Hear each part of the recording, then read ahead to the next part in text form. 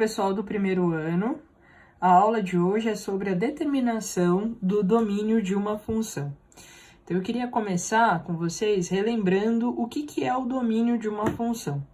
Então, eu coloquei aqui uma função f, que eu defini como uma função que vai do conjunto A até o conjunto B, tá? E aí, eu defini essa função aqui por esse diagrama de Venn. Tudo bem? Então, aqui está o conjunto A, que é o conjunto de partida, e aqui está o conjunto B, que é o conjunto de chegada. Tudo bem? Então, essa é uma função qualquer, tá? Então, essa função, da gente olhar para o diagrama de Venn, a gente sabe dizer que o domínio dela é esse conjunto de partida, que é esse conjunto A, tá? Então, se eu quiser, eu posso escrever o seguinte, essa função, ela tem como domínio, tá? Então, o domínio dessa função, que eu chamei de função f, tá? O domínio dessa função f é o conjunto A, né? Formado pelos números 1, 2 e 3, tudo bem? Ou eu posso também escrever, se eu quiser, eu posso escrever assim, ó, é o próprio conjunto A.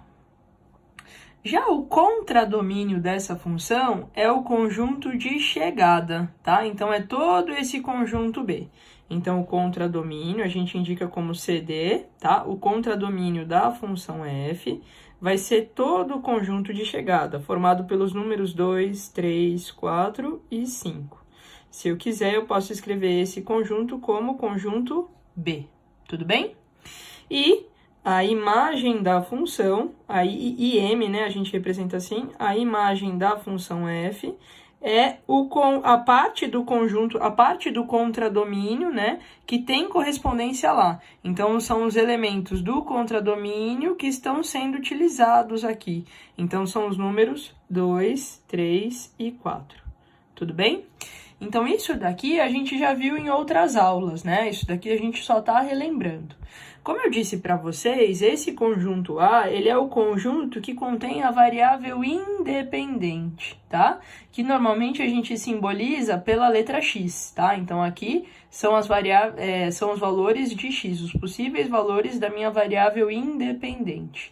E o conjunto B é o conjunto que contém a variável dependente, tá? Então, aqui a gente vai colocar os valores de y, tudo bem? Então, aqui nós temos os valores de x e aqui nós temos os valores de y. Então, pessoal, a grosso modo, o que eu posso dizer para vocês? Que o domínio de uma função são os possíveis valores de x que a gente pode colocar aqui, tá? Então, nesse caso, nesse exemplo que eu passei para vocês, o domínio da função era o próprio conjunto A. Só que alguns exercícios, eles não vão definir a função assim, né? Eles não vão dar para nós fornecer esse diagrama de Venn já desenhado, tá? Alguns exercícios vão nos fornecer a lei da função, tá? Que é aquela fórmula matemática. E aí, o que acontece? Eles vão pedir para a gente determinar qual que é o domínio da função. E aí, por uma questão de convenção, pessoal, por uma questão de convenção, a gente vai assumir que o domínio de uma função, quando ele não estiver expresso no enunciado, a gente vai assumir como o maior conjunto possível dentro dos números reais, tá? Então, a gente tem aí uma convenção, essa convenção aqui. Quando o domínio da função não está expresso, né, não está dito no enunciado, assumimos como o maior conjunto possível dentro dos números reais, tá? Porque a gente está trabalhando, afinal, né, com funções reais, tudo bem? Então, lembrando, né, até hoje o maior conjunto numérico que nós conhecemos, né, é o conjunto dos números reais. Mais para frente vocês vão trabalhar também com o conjunto dos números complexos. Mas, por hora, o maior conjunto aí numérico que a gente tem conhecimento é o conjunto dos números reais. Então, quando o domínio da função não estiver expresso no enunciado, a gente vai assumir que é o maior conjunto possível dentro de reais. E aí, para a gente poder entender melhor o que eu quero dizer com isso, eu vou fazer alguns exemplos com vocês, tá? Então, vamos lá, vamos aos exemplos. Ele fala o seguinte, ó, determine o domínio das funções a seguir, tá? Então, o que acontece? Eu não tenho domínio, ele não foi dito no enunciado, tá? A única coisa que eu tenho aqui nos itens A, B, C, D e assim vai, a única coisa que ele me fornece é a lei da minha função. Então, eu sei que a minha função é a função f de x, que é definida por 2x mais 3, por exemplo, na letra A, tá? Então, vamos lá, pessoal, vou fazer junto com vocês esse exercício. O que é esse f de x? Esse f de x aqui é o y da minha função, tá? É o valor aí da minha variável dependente, tudo bem? Então, isso daqui é o y. O que ele pede? Ele pede o domínio da função, né? O domínio da função são os possíveis valores de x, tá? Então, o que eu quero aqui são os possíveis valores de x. Eu vou até anotar aqui para a gente ter isso em mente. Possíveis valores de x. Muito bem. Então, o que acontece, gente? Eu vou assumir que os possíveis valores de x, eles vão transitar aí dentro dos números reais, tá? Então, aqui, por exemplo, a lei da minha função é y igual a 2x mais 3. Esse x, ele pode assumir qualquer valor real? Sim. Ele pode ser positivo, ele pode ser negativo, ele pode ser zero, ele pode ser uma fração, ele pode ser uma raiz. Qualquer valor de x que eu colocar aqui vai dar certo. O que eu quero dizer com vai dar certo? Eu vou conseguir fazer essa conta. Então, por exemplo, se o x valer 10, quanto que vai valer o y? Ele vai ser 2 vezes 10 mais 3, 23. Se o x valer, sei lá, menos 10, quanto que vai valer o y? Vai ser 2 vezes menos 10 mais 3. Vai ser menos 20 mais 3, menos 17. Se o x valer uma fração, se o x valer zero, aqui eu posso assumir qualquer valor para x e aí qualquer valor que eu jogar aqui vai dar certo, tá? Eu vou conseguir calcular quanto que vale o y. Então, nesse caso da letra A aqui, a gente não tem nenhum impeditivo, tá? Para esses valores de x.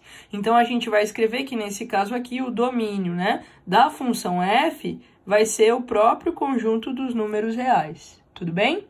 Que é o maior conjunto aí que a gente conhece até agora, o maior conjunto numérico que a gente conhece até agora. Por quê? Porque aqui eu não tive nenhum impeditivo, né, nenhum impedimento aí para os valores de x. Vamos para a letra B. Na letra B a gente tem y igual a x² mais 5x menos 6. Aqui também, pessoal, qualquer valor que a gente jogar para x aqui, a gente vai conseguir fazer a conta.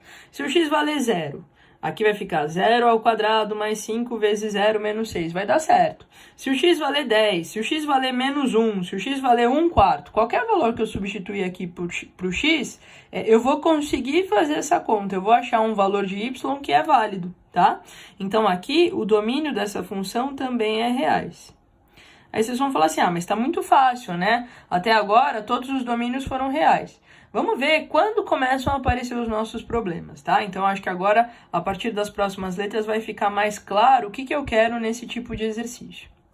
Então, vamos lá, vamos para a letra C. Na letra C eu falo o seguinte, ó, f de x, que é o meu y, é igual a 1 sobre x, tá? Então, essa daqui é a lei da minha função.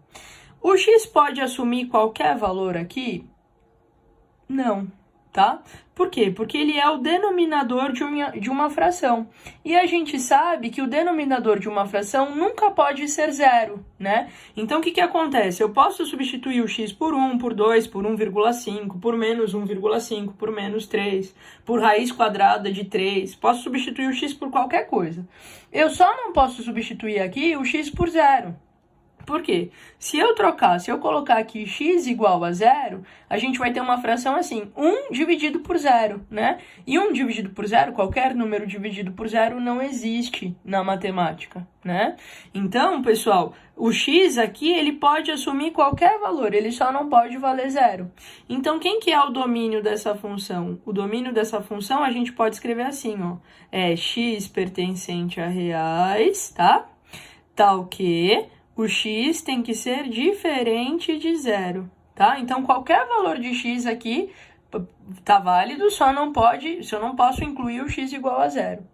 E uma outra maneira que você pode escrever essa mesma frase, né, utilizando a simbologia matemática, seria você escrever assim, ó, o domínio da função f é o conjunto dos números reais, tirando, né, exceto o número 0.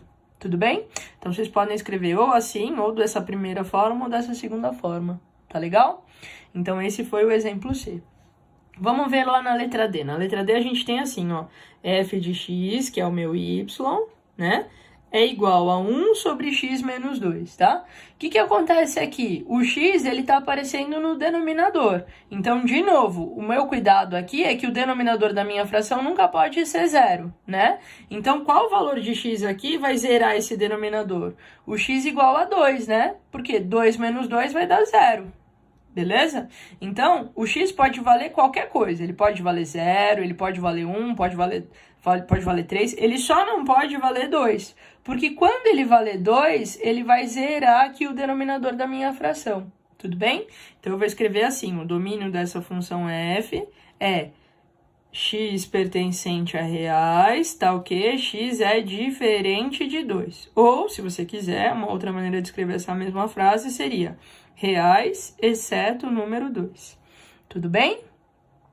Beleza, vamos fazer mais alguns exemplos. Então, vamos lá, ó. Coloquei mais 3 exemplos aí para vocês. Então, exemplo da letra E, ó. f de x igual a raiz quadrada de x menos 3.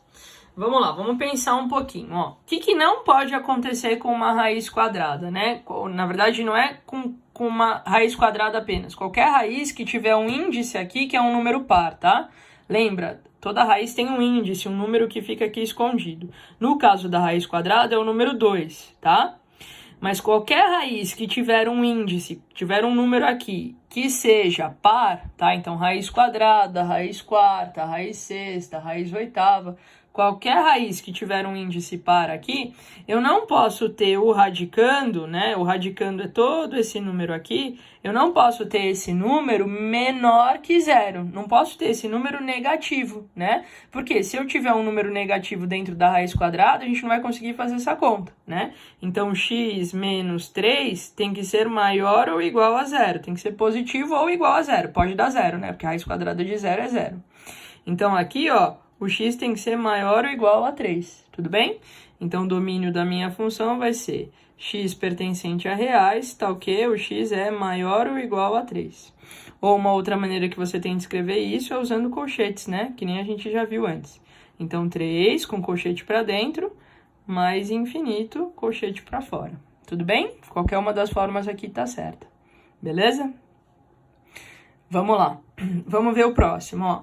Raiz cúbica, né? Raiz cúbica. Como 3 é um número ímpar, né? Um índice ímpar, a gente pode ter o radicando aqui como sendo um número negativo. Por exemplo, quanto que é a raiz cúbica de menos 27? A raiz cúbica de menos 27 é menos 3. Quanto que é a raiz cúbica de menos 125? Isso daí é menos 5, né? Então, aqui a gente não tem nenhum problema nesse caso aqui. Então, o domínio dessa função vai ser reais, tá? Não tem nenhum problema.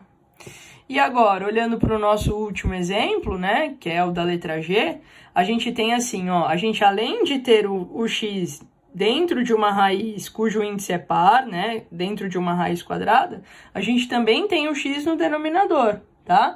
Então, o que acontece aqui? Esse x, ele não pode ser 0, porque se ele valer 0, a gente vai ter um denominador aí nulo, isso não existe na matemática, e esse x tem que ser um número positivo, né? Porque se ele for um número negativo, essa raiz quadrada aqui também não existe em reais, tudo bem? Então, como é que fica o domínio da função nesse caso? Vai ficar assim, x pertencente a reais, tal que x é maior que 0, tá? E aqui eu não coloquei o igual a 0, porque se ele valer 0, esse denominador aqui fica nulo, tudo bem?